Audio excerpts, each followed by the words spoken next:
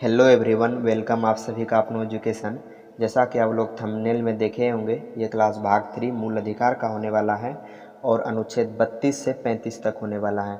इसके पहले हम ऑलरेडी 6 क्लास करवा चुके हैं, जिसमें कि अनुच्छेद 31 तक कंप्लीट करवा चुके हैं। आज अनुच्छेद 32 से 35 तक देखते हैं। सबसे पहले देखते हैं अनुच्छेद 32। अनुच्छेद 32 को संवैधानिक उपचार बोला जाता है। संवैधानिक उपचार क्या? जब कोई हमारे मूल अधिकार का हनन कर रहा होता है तो उसका रक्षा कौन करता है? अनुच्छेद 32। डॉक्टर भीमराव अंबेडकर ने इसकी महत्ता को देखते हुए इसको संविधान की आत्मा बोला। संविधान की आत्मा किसको बोलते हैं? अनुच्छेद 32 को। हृदय भी किसको बोलते हैं? अनुच्छेद 32। संरक्षक, प्रतिभूति, कुछ भी आप बोल सकते हैं, अनुच्छेद 32 को बोलते हैं। संरक्षक क्या होता है? कोई भी हमारे मूल अधिकार का हनन कर रहा हो तो उसके संरक्षक कौन होता है? अनुच्छेद 32। प्रतिभूति होता है गारंटर। तो गारंटर कौन होता है? Supreme court. अनुच्छेद 32 के तहत सुप्रीम कोर्ट हमारे मूल अधिकार की रक्षा करता है। सुप्रीम कोर्ट आदेश देती है, जिसको रिट बोलते हैं, याचिका बोलते हैं। सुप्रीम कोर्ट 5 प्रकार का रिट जारी कर सकता है। देखते हैं आगे कौन कौन से होते हैं 5 प्रकार के रिट। सबसे पहला होता है बंदी प्रत्यक्षीकरण, दूसरा होता है परमादेश, तीसरा होता है प्रतिषेध, चौथा होता है उत्प्रेषण, पाँचवा अधिकार परीक्षा। एक एक करके इसको डिटेल से देखते हैं। सबसे पहला है बंदी प्रत्यक्षीकरण। बंदी प्रत्यक्षीकरण में क्या होता है? आप इससे पहले देखे होंगे कि जब कोई हमें गिरफ्तार करके ले जाता है तो 24 घंटे के अंदर जज के सामने पेश करना होता है उसको।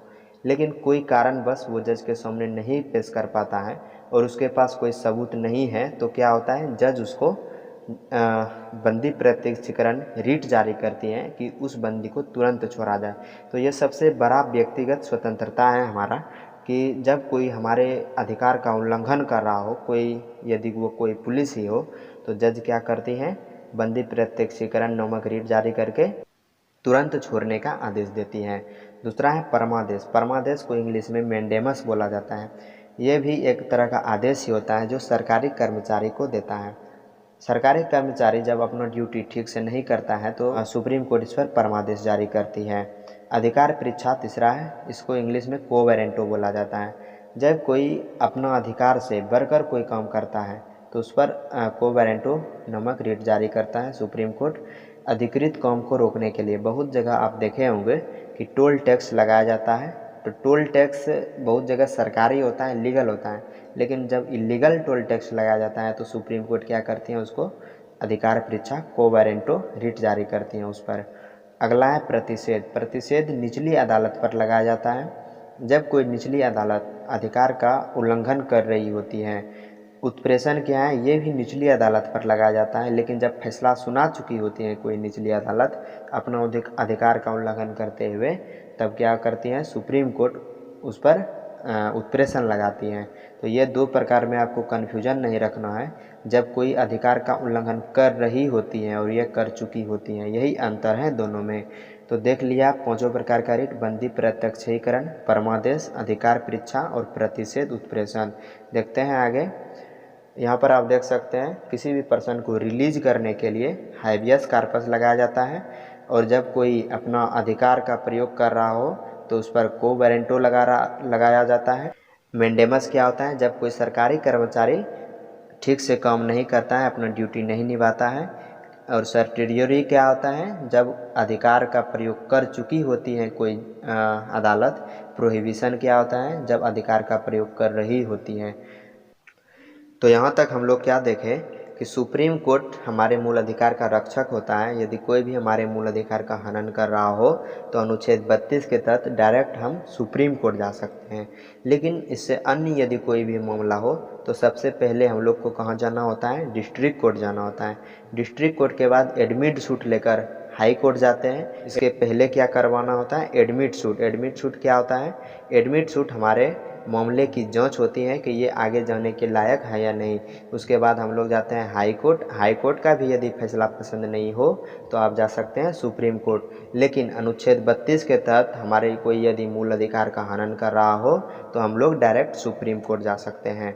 ऐसा ही अधिकार दिया गया है हाई कोर्ट जाने के लिए। आप अनुच्छेद 226 का प्रयोग करके डायरेक्ट हाई कोर्ट जा सकते हैं यदि कोई भी मूल अधिकार का उल्लंघन कर रहा हो तो। और रीट शक्ति इसकी ज़्यादा होती है। ये भी वही 5 प्रकार की रीट जारी करती हैं, लेकिन इसकी रीट शक्ति ज़्यादा होती है। ये कभी भी रीट जारी कर सकती हैं, लेकिन सुप्रीम कोर्ट रीट्स कभी भी जारी नहीं कर सकती हैं। इसके अलावा यदि कोई मूल अधिकार से अन्य भी मामला हो, जैसे कि कोई यदि आपका कॉपीराइट कर रहा हो, तो वो भी एक प्रकार का अधिकार है। तो 226 के तहत हम लोग उच्च न्यायालय जा सकते हैं। आगे देखते हैं अनुच्छेद 33। अनुच्छेद 33 क्या है? गुप्तचर, मीडिया, सेना और राजदूत, इन सभी के मूल अधिकार को सरकार सीमित कर सकती है जब राष्ट्रीय सुरक्षा का मामला हो। राष्ट्रीय सुरक्षा का मामला के लिए इन सभी के मूल अधिकार को सरकार सीमित कर सकती है। जैसे कि मीडिया अपना मूल अधिकार का बहुत गलत प्रयोग किया था जब 26/11 ताज होटल अटैक हुआ था। ताज होटल अटैक में जब NSG कमांडो इस पर एंट्री ले रहा था, तब मीडिया वालों ने इसको दिखा दिया था कि देखिए इंडियन आर्मी इस पर एंट्री ले रही है, और अंदर जो आतंकवादी बैठे थे उसको ये पता लग गया और बहुत सारे इंडियन आर्मी मारे गए थे। तो इसी के कारण 2008 में मीडिया को भी इसमें जोड़ा गया। दूसरा होता है गुप्तचर। गुप्तचर के भी मूल अधिकार को सीमित किया जाता है, क्योंकि जो भी इसके पास इंफॉर्मेशन होता है, यदि ये चाहेंगे कि अनुच्छेद 19 के तहत हमको भी बोलने की स्वतंत्रता है, तो वो नहीं होता है। इसके भी मूल अधिकार को सीमित कर दिया जाता है। आर्मी के भी मूल अधिकार को सीमित कर दिया जाता है। तो अनुच्छेद 33 में क्या है? गुप्तचर, मीडिया, सेना और राजदूत, इन सभी के मूल अधिकार को सीमित किया जा सकता है जब राष्ट्रीय सुरक्षा का मामला हो। आगे देखते हैं अनुच्छेद 34। अनुच्छेद 34 क्या है? सेना को कुछ अधिकार, अलग से अधिकार दिए गए हैं, जैसे कि सैन्य क्षेत्र में सैन्य कानून चलेगा। जब कोई भी मामला सेना के पास चला जाता है, आर्मी के पास चला जाता है, तो वो अपना एरिया में, जहाँ पर वो अपना डेरा जमाती हैं, तो वो अपना हिसाब से कानून चलाती हैं। बहुत जगह आप देखे होंगे सैन्य क्षेत्र का कानून चलता है। इसका सबसे अच्छा एग्जांपल क्या है? AFSPA। AFSPA क्या है? External forces special power act, जो कि सबसे ज़्यादा जम्मू कश्मीर में लगाया जाता है। जम्मू कश्मीर में सैन्य क्षेत्र जो होता है वहाँ पर सैन्य कानून चलता है।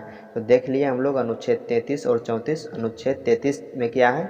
गुप्तचर, मीडिया, सेना और राजदूत के मूल अधिकार को सरकार सीमित कर सकती है। अनुच्छेद 34 में क्या है? सैन्य क्षेत्र में सैन्य कानून चलेगा। आगे देखते हैं अनुच्छेद 35। अनुच्छेद 35 में क्या है? भाग 3 में दिए गए मूल अधिकार के लागू होने की विधि की चर्चा।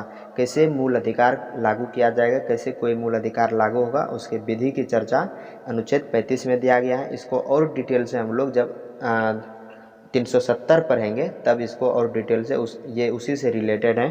मूल अधिकार को और मजबूत बनाने के लिए संसद कोई भी कानून बना सकती है, क्योंकि हमारे मूल अधिकार को जो बनाया गया था ये लगभग 72 ईयर्स हो चुके हैं। तो इसको और मजबूत बनाने के लिए यदि कोई भी कानून बनाया जाएगा तो बना सकते हैं अनुच्छेद 35 के तहत। आगे देखते हैं NHRC। NHRC क्या होता है? National human right corporation. ये क्या होता है? जब कोई मृत्यु दंड किसी को दे रहा है तो ये ह्यूमन का राइट होता है। ह्यूमन मतलब ऑल ओवर जो ह्यूमन होता है वो सभी का राइट होता है। तो NHRC किस पर जारी होता है? जब किसी को मृत्यु दंड दिया जा रहा होता है तो NHRC उसको पूछ सकती है, उसका कोई इन्वेस्टिगेशन कर सकती है।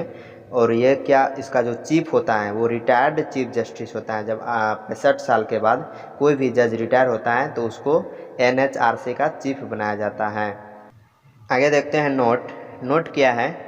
अनुच्छेद 14, 20, 21 और 21 का A, 23, 24 और 25 से 28 ये भारतीय तथा विदेशी दोनों पर लागू होती हैं। ये जो होते हैं विदेशियों के लिए भी मूल अधिकार होते हैं।